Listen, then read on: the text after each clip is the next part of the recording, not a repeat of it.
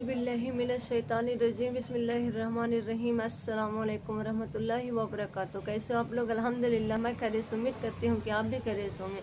नाज़रीन, आज के वीडियो में आप लोग के साथ शेयर करने वाली हूँ। रसूलुल्लाह सल्लल्लाहु अलैहि वसल्लम ने देहात के आदमी एक शख्स के पास से गुज़र रहे थे, तो वो शख्स नमाज में दुआ मांग रहे थे। आप ज़रूर शुरू से लेकर इन तक वीडियो में बने रहें और सब्सक्राइब करना ना भूलिए।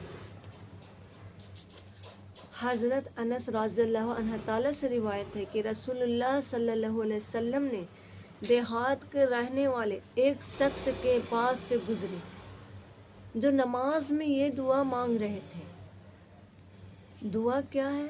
देखिए, दुआ मांग रहे थे, ऐ वह ज़ात जिसके आँख देख नहीं सकती और किसी का ख्याल व गुमान उस तक पहुँच नहीं सकता, और नहीं तारीफ़ बयान करने वाले को तारीफ़ बयान कर सकते, और न ज़माने की मुसीबतें उस पर असर अंदाज हो सकती है, और न उसे ज़माने की आफतों का कोई खौफ नहीं। ऐ वह ज़ात जो पहाड़ों के वज़न, दरियों के पैमानों, बारिशों की कतरों की तादाद के दरख्तों के पत्तों की तादाद को जानती हैं। ऐ वह ज़ात जो उन तमाम चीज़ों को जानती हैं जिन पर रात का अंधेरा छा जाता है और जिन पर दिन रोशनी डालता है। न उससे एक आसमान दूसरे आसमान को छुपा सकता है, और न एक ज़मीन दूसरी ज़मीन को, समुंदर उस चीज़ को छिपा सकते हैं जो उनकी तरह, और न कोई पहाड़ उन चीज़ों को छुपा सकता है जो उस शख्स चट्टानों में है।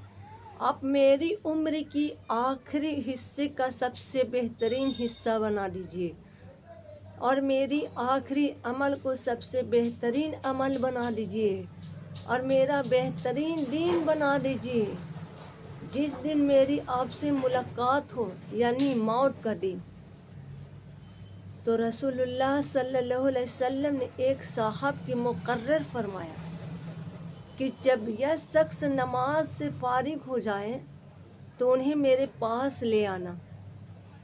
वह नमाज के बाद रसूलुल्लाह सल्लल्लाहु अलैहि वसल्लम की खिदमत में हाजिर हुए, तो रसूलुल्लाह सल्लल्लाहु अलैहि वसल्लम के पास एक खान से कुछ सोना हादिया से आया हुआ था। आपने उन्हें वह सोना हादिया में दे दिया।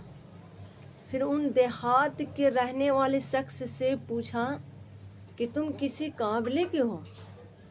तो उन्होंने अर्ज़ किया, या रसूलुल्लाह, काबिला बनु आमिर से हूँ। आप सल्लल्लाहु अलैहि वसल्लम ने फरमाया, क्या तुम जानते हो कि यह सोना मैंने तुम्हें क्यों हादिया किया है?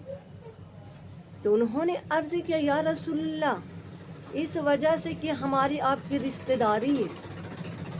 आपने इरशाद फरमाया, रिश्तेदारी का भी हक होता है, लेकिन मैंने तुम्हें सोना इस वजह से हादिया किया कि तुमने बहुत अच्छे अंदाज में अल्लाह ताला की तारीफ़ की। आमीन सुम्मा आमीन। हज़रत अबू बकर रज़ियल्लाहु अन्हु ताला फरमाते हैं कि मैंने रसूलुल्लाह सल्लल्लाहु अलैहि वसल्लम को फरमाते हुए सुना, जिस शख्स से कोई गुनाह हो जाए, फिर वह अच्छी तरह वज़ू करे और 2 रकात नमाज पढ़े, फिर अल्लाह ताला से माफ़ी मांगे, अल्लाह ताला उससे माफ़ फरमा देंगे। उसके बाद आप सल्लल्लाहु अलैहि वसल्लम ने फरमाया, आप सल्लल्लाहु अलैहि वसल्लम की आयत की तिलावत फरमाई, और ऐ बंदे, जिनका हाल यह है कि उनसे कोई गुनाह हो जाता या कोई बुरा काम करके वह ऊपर जुल्म कर बैठते, तो जल्द ही उन्हें अल्लाह ताला के याद आ जाते हैं। फिर वह अल्लाह ताला के अपने गुनाहों की माफ़ी की तलब करते हैं। और बात यह है भी, सिवाय अल्लाह ताला की कौन गुनाह माफ़ कर सकता है? अल्लाह ताला के सिवाय गुनाह कौन माफ़ कर सकता है?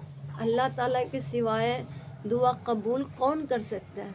اور برے کام کو وہ اڑتے نہیں اور یقین رکھتے ہیں کہ توبہ سے گناہ معاف ہو جاتے ہیں۔ آمین ثم آمین۔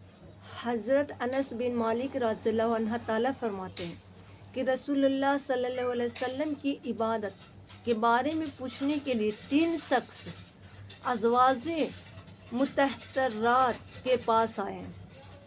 جب ان لوگوں کو رسول اللہ صلی اللہ علیہ وسلم کی عبادت کا حال بتایا گیا تو انہوں نے اپنی عبادت کو تھوڑا سمجھا اور کہا ہمارا رسول اللہ صلی اللہ علیہ وسلم سے کیا مقابلہ۔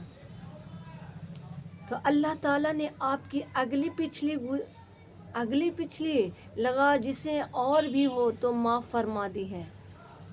ان میں سے ایک نے کہا میں ہمیشہ رات بھر نماز پڑھا کروں گا، دوسرے نے کہا کہ میں ہمیشہ روزہ رکھا کروں گا اور کبھی ناغہ نہیں کروں گا، تو تیسرے نے کہا اور میں عورتوں سے دور رہوں گا، کبھی نکاح نہیں کروں گا۔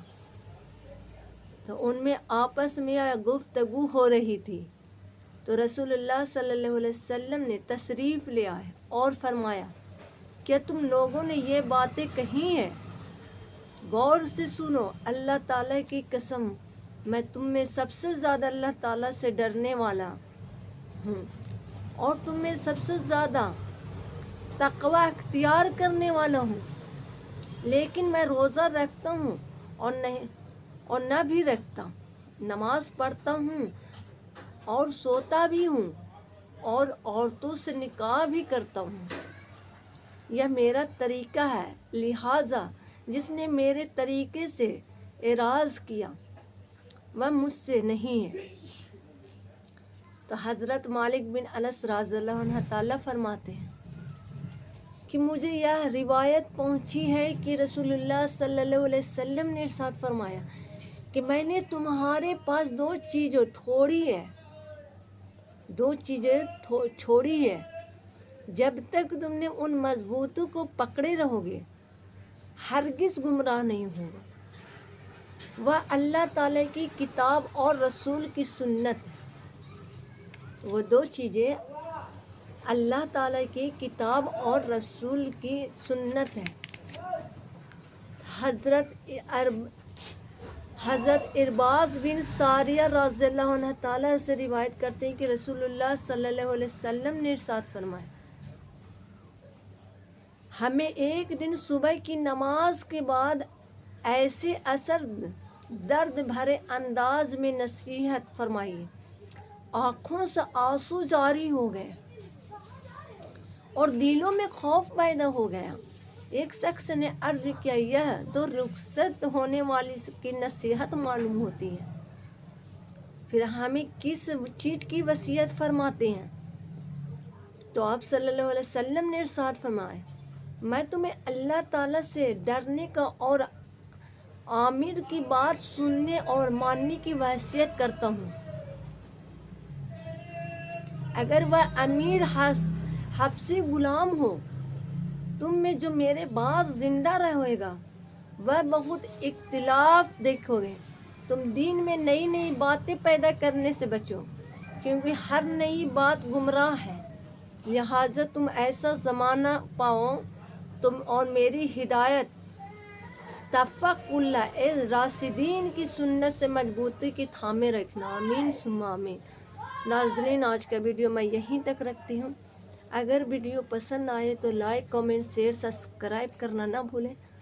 آپ اپنوں میں خوش رہیں، آپ اپنوں کو خوش رکھیں، آپ اپنوں میں خوش رہیں، میرے بھی دعاؤں میں یاد رکھیں۔